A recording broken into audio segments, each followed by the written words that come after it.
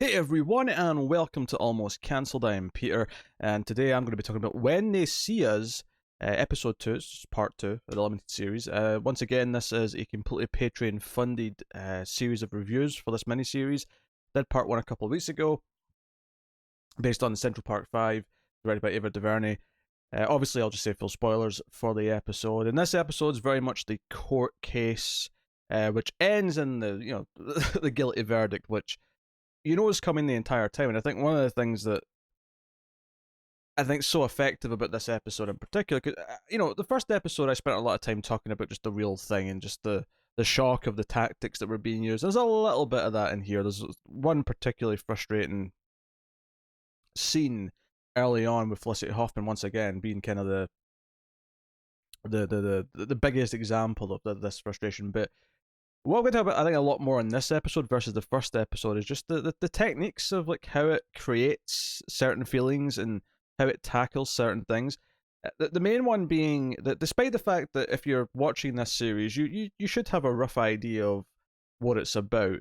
At the very least, you're probably going to know that it's going to jump ahead and we're going to have characters who have spent time in prison and so on. So the outcome of the trial, unless you're somehow in a complete vacuum and someone else who knows about this show or about the true story has sat you down and said, hey, you need to know about this, I'm going to put this on, and you don't know what the outcome is, you but for most people you're going to know that they're going to be found guilty. And I think what's so impressive about this second episode is that most of the 70-minute runtime, not all of it, but most of it is in the courtroom, and it's the cases that are made between the defense and the prosecution, split into two trials, and there's a bit of thought process and why it's split into two, and the tactic there by the prosecution to try and get around some of the rules where the tapes are going to play the confessions because of some of the rules as far as like these cases go. They have to like censor certain parts of it, and if they split up the cases a little bit, then they have to they get to censor less of it to make them sound worse, and so on. And that's kind of where the one of the two big. I said there was one big bit of frustration. I suppose it's really two because there was that one. I actually forgot about this one. The splitting of the trials to fudge what they could sort of play from the tapes. I'd actually forgotten about that. What I was talking about comes later, but so we have two separate trials, and we focus more on one than the other. The one with Kevin and Corey, we don't spend as much time on. They kind of come into it later, and at that point, we kind of accept that we'd seen most of the context of what these conversations were from earlier. There is a couple of big moments from their stuff. Don't get me wrong, but for the most part, we focus on the Raymond, Yusuf, and Antron trial, and we get that playing out. Joshua Jackson obviously stumbles into the show here. And I say stumbles. All I really mean is that out of all the new characters in this episode, he's the only actor that I knew from anything. And he's Antron's lawyer. Now, but we have lawyers for the other characters. And watching all this play out, and the point I was trying to get to, setting all this up, was that there are moments in this trial where, in order to kind of like take us on the journey that the characters were going through, because like I said back in the first episode, so much of the point of art, and especially art like this, which is based on this true story, this horrific incident, is to try and empathize and share empathy and kind of allow more people to empathize with particular people. In this case, it's very specific people, but obviously there's the larger racial like construct that we're kind of trying to like shatter with it as well. But in this case, these five kids and what they're going through, and somehow, despite the fact that we know the whole time, like I say, most people anyway, that we're going to have a guilty verdict at the end of the episode because that's ultimately where it's going to go. That's what happened in real life. Somehow, there's several points in this trial when the prosecution make a mistake or when the defense is able to, get a really good statement out of one of the police officers that kind of further proves the innocence of the kids, or manages to find contradictions in the evidence and things like that. There's several moments where you want to believe they might not be found guilty, where you have this hope along with the characters as you're having tears of joy and their parents are crying tears of joy in the stands.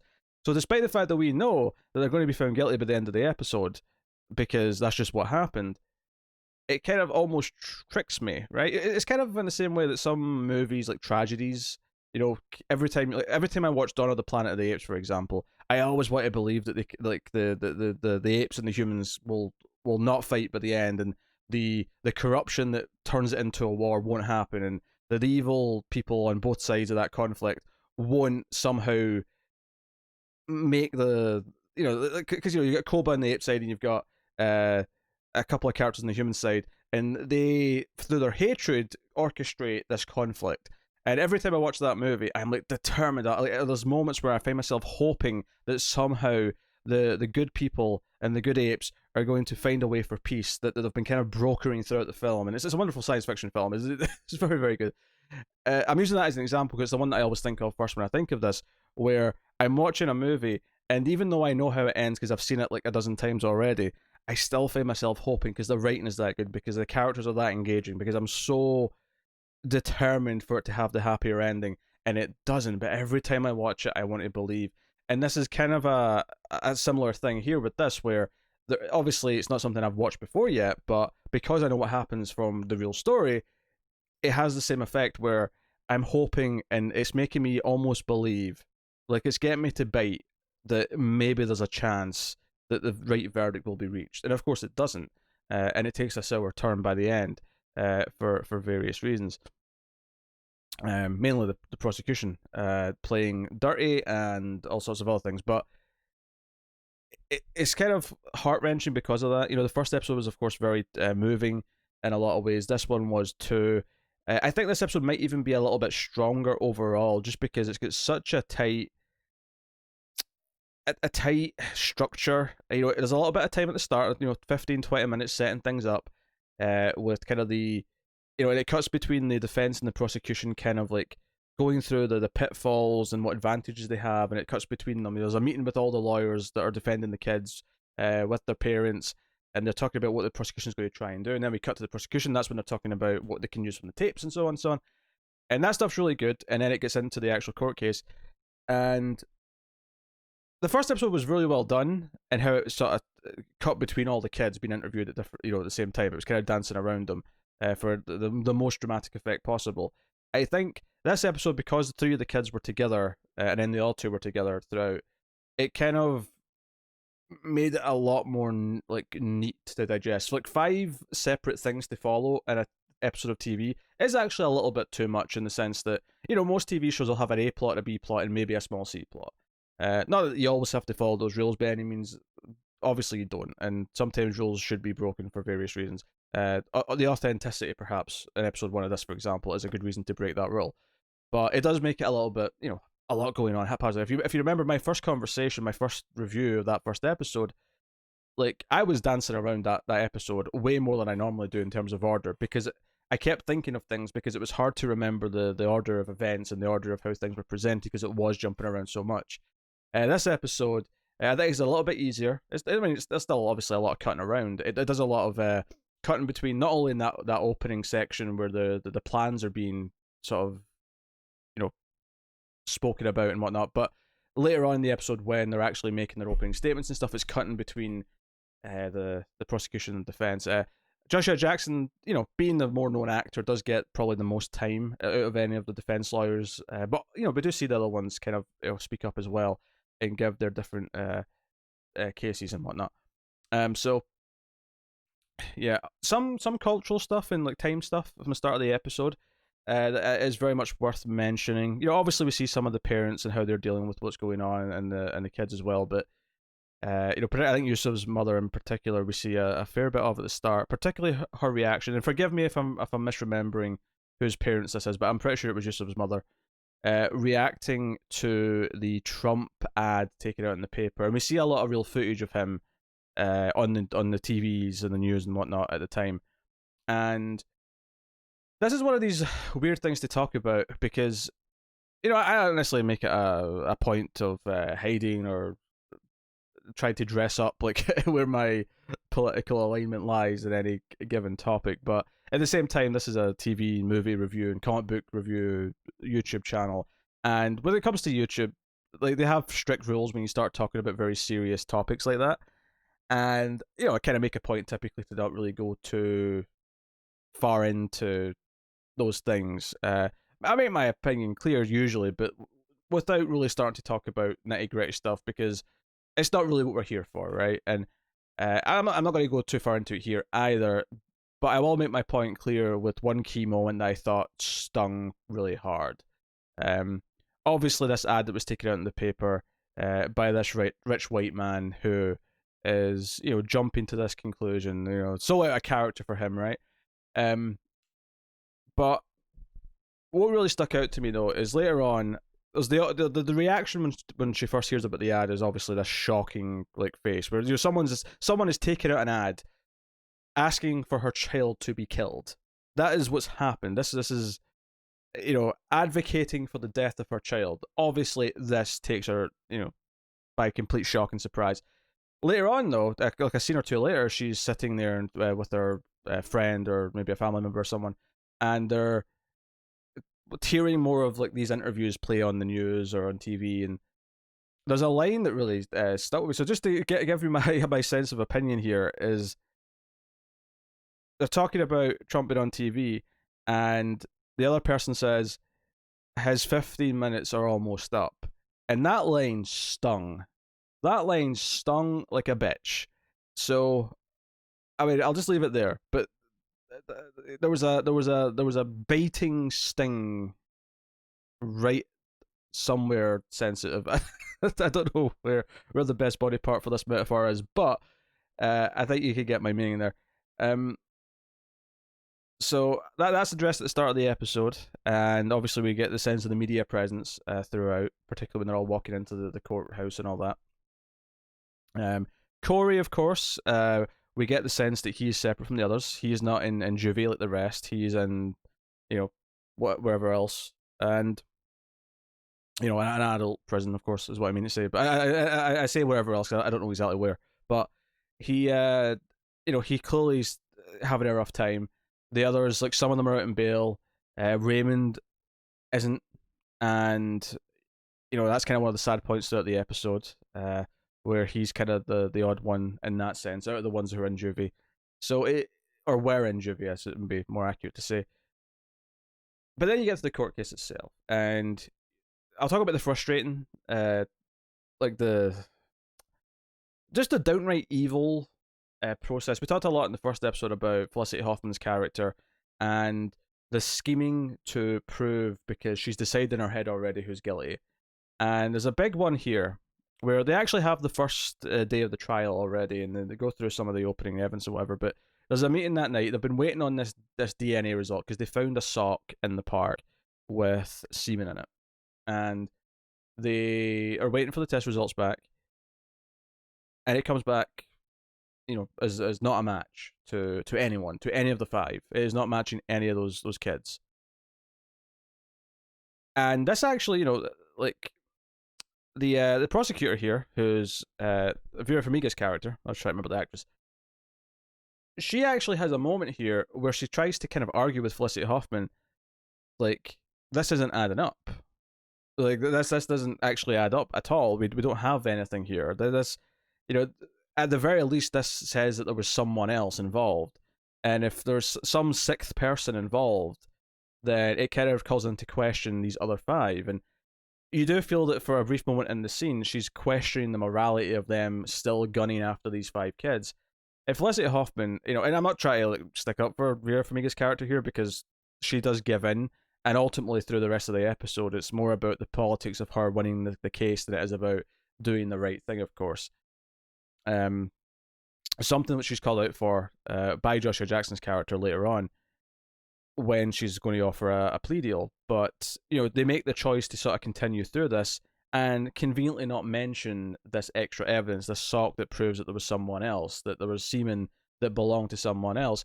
And maybe one of the most exciting moments and then emotional moments of the whole court case is this beat where Joshua Jackson's character is questioning the forensics guy, or whoever analyzed the sock and the other stuff. But he's not asking about the sock. He's asking just about the evidence that he knows about.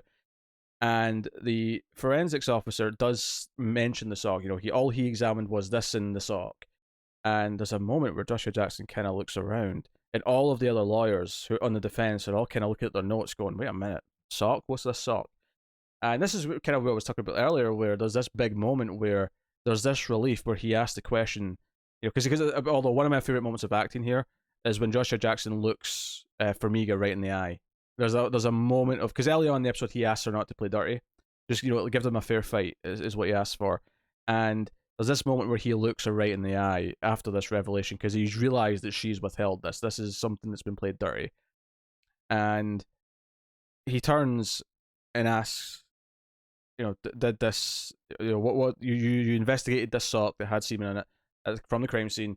Was it Antron's? And then he asks, even for the other defendants who are there, who he's not officially representing, says, was it any of the defendants? And the officer says no, and everyone's like crying of happiness because they think this is the best proof they've had so far, and it all comes down ultimately to the tapes, to the confessions, to the written statements, and the tapes they recorded. And I think, knowing where this goes, you feel this sort of gut punch coming. You sort of feel it slowly forming throughout. And the two key scenes sort of from that portion of the episode that really stick out, because there's a lot of stuff where they're talking to William Sadler's character, the cop from the first episode, and some of the others, and basically pointing out holes in their interrogations, like, your notes seem to be missing, and don't mention the fact that the defendant said he didn't do it like 50 times before you eventually suddenly got him to say he did, and things like that. Or not checking, he says he was kneeling down at one point. Did you check his trousers for mud or anything like that? So on and so on. Right? All these things they point out, and it's all exciting to watch because it's all like, yes, they're chipping away at this. They're chipping away at this lie bit by bit. And like I say, it's cutting between all these things, and you have Farmiga making her arguments. And in fact, before we even get to the tapes and stuff, they do pull a ballsy move where they ask the victim to come in and take the stand, who's now awake and is struggling to walk. She reveals later on she has double vision. She's lost a sense of smell, and there's a really nice little moment I thought here actually that showed Yusuf. He's praying as she's walking down into the courtroom, and one of the other kids says, "Hey, what are you doing?" And he says, "I'm praying she got her memory back." And it's one of those things where obviously we're watching this from the perspective of history, knowing what the outcome, not just the verdict, but knowing the eventual outcome of the proof of innocence, but also like from the perspective of a viewer who's watched all the events play out and has seen that they are innocent and seen all these things and how they've been coerced.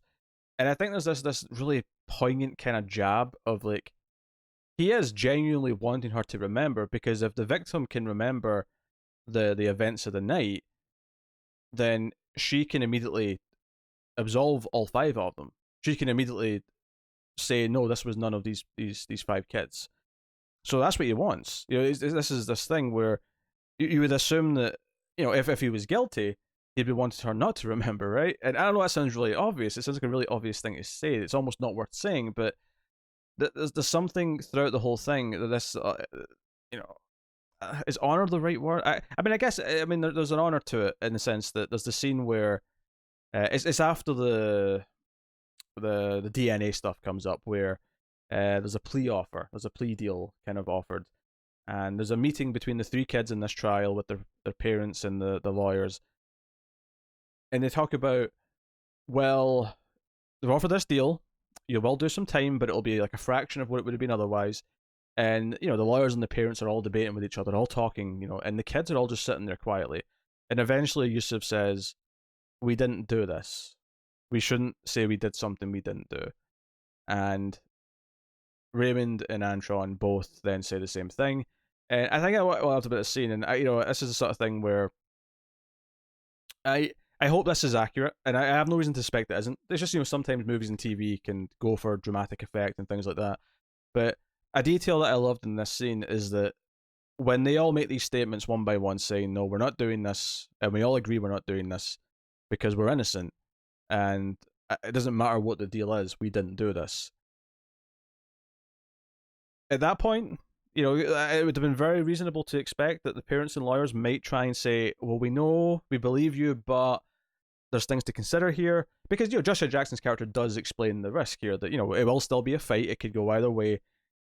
He explains that before they make these statements, but they make these statements, all these teenagers, and I kind of love that their parents and their lawyers, as soon as all three of them make it very clear how they feel, that's it. We keep fighting. They don't try and talk them out of it. They don't try. They let them make this choice, and I think it really sticks out to me in comparison to episode 1, because episode 1 is so much about these kids having their choices being taken away, so much about them being shoved in situations where they're coerced into things, where they're told to say this, to say that.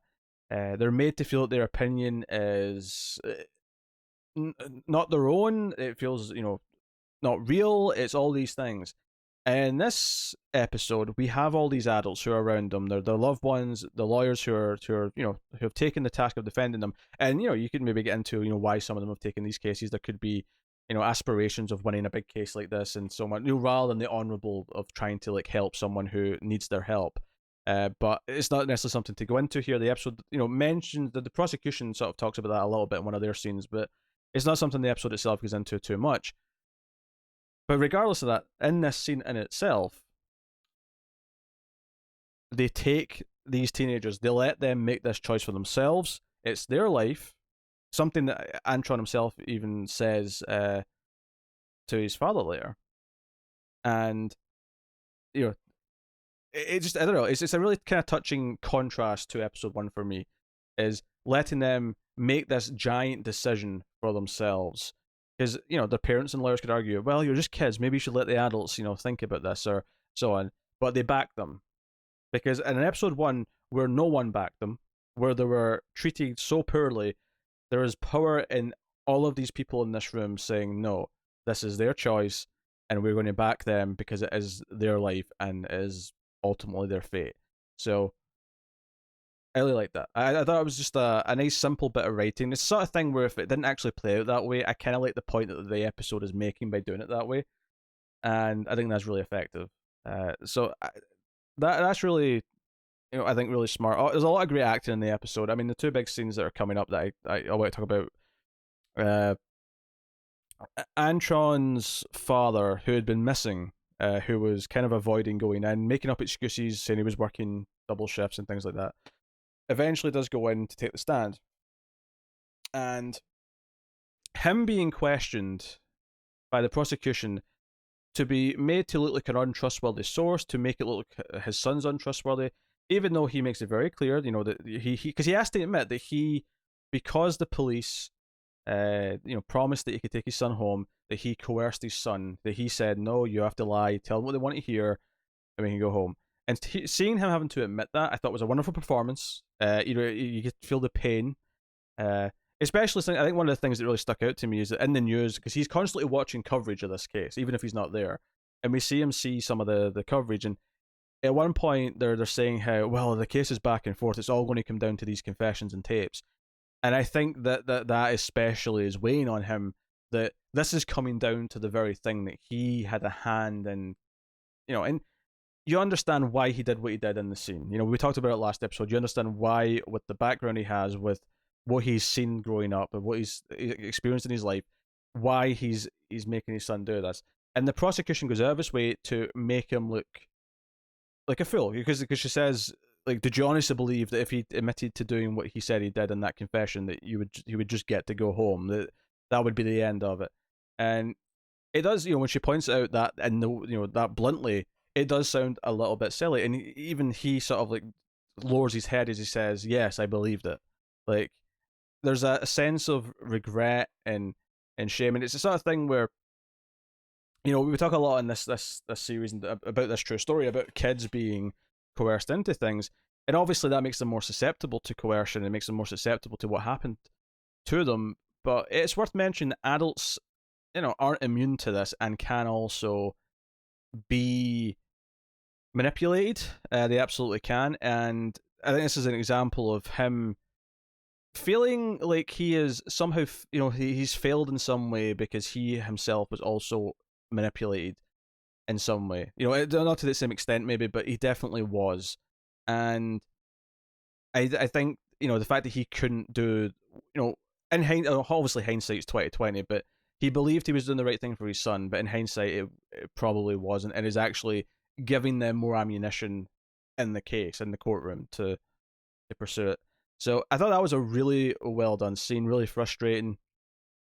And there's a touching moment actually afterwards where Antron turns to Joshua Jackson's character and says, thanks, Mister, Michael, I think his name was, and I know you did your best, and he says, hey, this is not over yet, Antron. He tries to assure him, even though Antron doesn't really believe that anymore. But it's a touching little beat, a little bit of humanity, which, and I think in a story this sad and that this anger-inducing because of the corruption, because of the racial bigotry going on and the bias, little moments of humanity between characters, like the moment where Antron stays back to wait with Raymond, because Raymond has to wait to be transferred back to juvie, and he chooses to sit and wait with them until he leaves. He doesn't want him to be alone. They're just little moments of humanity that really kind of grounds everything and makes everyone feel like real people. And it's something we need as well for some sort of balance. But this is the thing: you need it for balance to make it feel like it's not completely miserable. But it has this wonderful double effect of also making the bad things feel even worse, because it's showing us these kids, or just any of the good characters in general, but especially the kids. It shows them being good people. It shows them being people that, I mean, no one deserves this, but it shows them, these kids specifically, being not deserving, and is having layers and having compassion and empathy, which is the very thing that a lot of other people are lacking. The ones prosecuting and so on, and certain people maybe putting out $80,000+ ads in newspapers or magazines or whatever the exact location of that ad was. And then the other scene. So one of the scenes that the other scene, to go back to episode 1, one of the scenes that was one of the most hard hitting that kind of struck at me was Corey. Corey, his tape towards the end of the episode where he said what he said in his confession, with usually using the word rape and all the other things like that, was very hard to watch, because you felt that he was really hoping that he was going to get to go home, and he'd been tricked into this, and your heart was sinking because you knew how bad it was, that what he was saying, the words that were coming out of his mouth. He thought he was this is all he had to do to go home, but we know, hearing them, how bad all this sounds. What they're making him say is so criminal and awful and all these other things. So your heart sinks in that scene in episode 1. Somehow in episode 2, this is topped. And how is it topped? It's topped by him watching that tape, watching Corey months later react to his own recording, because I imagine that he was probably so wrapped up in everything and being forced, and the adrenaline and the emotion of that night of being forced to say all these things on tape, that he probably didn't even remember exactly what he said. And there's him watching this in the courtroom, and the performance on the actor's face, and then afterwards when he's being questioned about why he said what he said. He talks about being assaulted by the officer, and he talks about these things, and then the prosecution comes up and basically makes him break down by trying to get him to look at the confession that he signed, which he seemingly can't even read that well. They talk about his attendance at school, and it really feels like picking on someone. It really feels like, because at one point she used the word truant. He doesn't understand it, and it really calls into question exactly like ethically, even taking everything else out of the equation here. And it's not to say that someone who's juvenile, right, can't commit an awful crime, because of course they can, but there's an element here where it feels like they've coerced him into something that he unfortunately is maybe just not mature enough to have really understood what he was being asked of, what he was doing, which I guess is kind of the blanket problem with doing any of this with someone who's underage. It's just unfortunate for Corey that he was technically over an age limit, which feels fairly arbitrary in the context of this. It feels like he doesn't seem any older than the others. If anything, he feels a little bit younger mentally than the other kids here. And it feels particularly cruel, this scene, watching him break down. And then, of course, there's a lot of, cuts between all the characters, all the parents of the characters, as the verdicts are being read out, and a wonderfully kind of surreal moment at the end where you have the trumpet playing, with the handcuffs dangling. It's a really beautiful beat that works really well. It's so much of this, of course, does boil down to cutting to emotional reactions as things are happening, but it's a credit to the show that everything kind of sings, everything hits with the right spike or thud that it's supposed to. It'd be very easy to. I mean, it's one of those things where the prosecutors are the villains, right? And in the context of this story, they're absolutely the villains. In real life too. I mean, I think it'd be fair to argue. But in the context of just looking at this as a mini series, let's forget the real world here and just look at this. You've got these villains of the prosecutors, and you've got one who almost had a shade of something else when she was trying to argue later or earlier on about the morality of this, but seems to have given that up quite easily. Didn't take much convincing. And you've got her passionately, when they're making their closing statements, and you've got all these factual things that are being said by the defense of, there's no DNA evidence, there's no blood, there's no evidence physical linking them to the scene of the crime. Some of the characters, like when they were giving their statements, had the crime happening at vastly the wrong places. Raymond was the one, I think, in particular.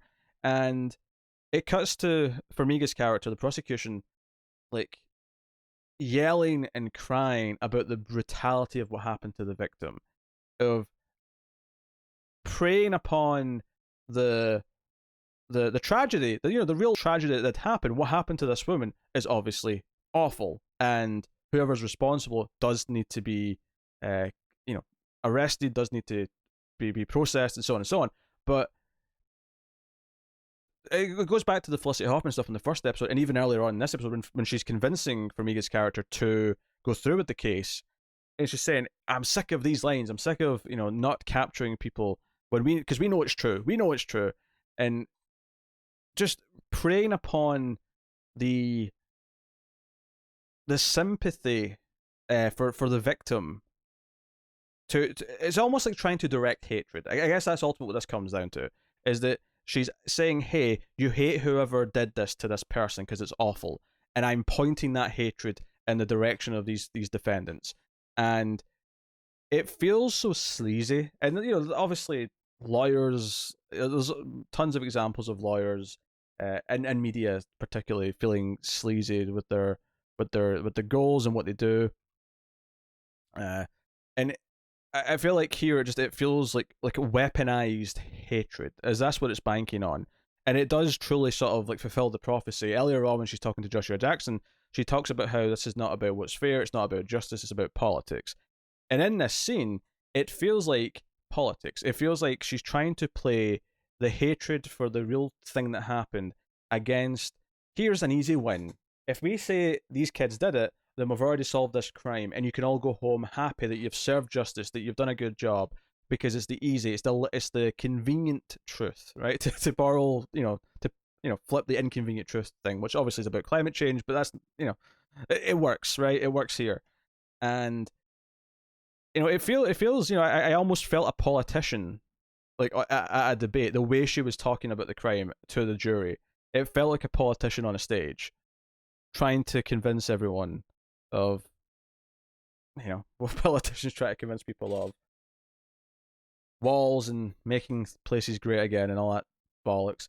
It really, it feels skeevy, and I think the episode does a fantastic job of putting all this into a context, and the performances throughout all accentuate it. It's, yeah. So I think this is probably even better than episode 1. Phenomenal piece of television, and we have 2 more. The episodes, I'm pretty sure, keep getting longer as they go. This one was like 71 minutes. The next one is 73. Okay, the next one's basically the same. The last one's pretty long though. I think the last one's like 90 minutes, give or take. So that was there's a lot to unpack with this. Obviously a very serious topic, a lot of sensitive things, but ultimately it kind of comes down to raw morality, and that stuff isn't actually that sensitive. That stuff is very easy to talk about. That stuff is like, you know, there's right and wrong here, and right and wrong doesn't seem to matter to far too many people when it comes to confirmation bias, when it comes to these things. And I think it's easy to get angry watching this. It's easy to get emotional watching this, and I think that's the point. And I'm probably saying very similar things to the end of the first episode now. But yes, there you go. That's the courtroom episode of When They See Us. So I'll be back probably in a couple of weeks, give or take, with part 3. So hopefully you enjoyed my ramblings and thoughts and sort of reaction as best I can give it to this. So yeah, thank you once again to Zammer Jammer from Patreon, who specifically funded these reviews. So thank you to them. You can of course go to Patreon yourself, patreon.com/MailFuzzTV. If you want to support all the content that we put out, you can support us for as little as $1 per month and get some bonuses for your trouble. You can also of course support us for free by hitting the like button and commenting. Simple stuff. It does help out a lot. More people find us that way. So please do that. Get us on Twitter at mailed_fuzz for channel updates. But otherwise, that is me. So thank you once again for watching or listening. We always appreciate it. Keep watching TV, guys, and I'll see you next time.